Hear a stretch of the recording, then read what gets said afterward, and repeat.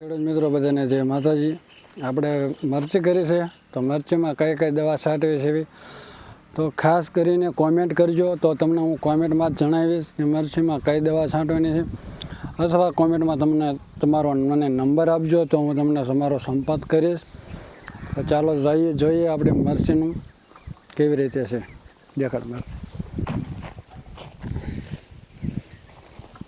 અને ભાઈ ત્રણ મરચીના ઉતારા થઈ ગયા છે. તો ત્રણ મરચીના ઉતારામાં તો ચાલો હું તમને બીજી મરચી દેખાડું. 730. ખેડૂત મિત્રો આપણે આવી ગયા છે 730માં. તો 730 મેં 3 ફૂટે વાવેતર કરેલું છે. 3 ફૂટનું વાવેતર છે. આમ ફૂટે રાખેલી છે અને આમ 3 ફૂટે વાવેલું છે. આમાં આપણે ટોટલ 5 ઉતારા ઉતારેલા છે. તો ગયા ઉતારે આ 2.5 વીઘામાંથી મેં 20 મણ ઉતાર્યા છે. તો ચાલો હું તમને દેખાડું. મરચાં 730 આવી જાઓ.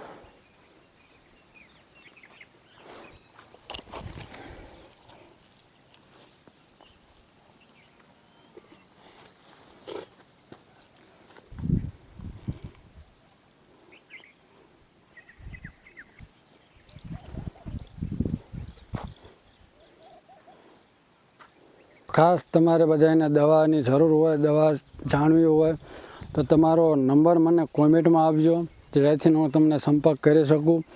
અથવા કોમેન્ટમાં કહેજો તમારું ગામ, તમારે જિલ્લો, તાલુકો, કયા તાલુકામાં છો, તો અલગ અલગ દવા આવશે તાલુકા પ્રમાણે.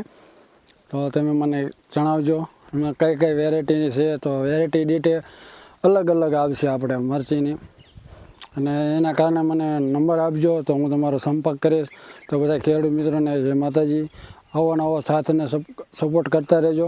તો ખેડૂત મિત્રોને જાજી સલામતી દવાની જાણકારી મળે, જેથી કરીને કોઈ ખેડૂત ભાઈને મરચીનું વાવેતર કર્યું હોય તો એને કુકડ બુકડ ન આવે. સરસ મજાનું હું 3 વર્ષથી વાવેતર કરું છું.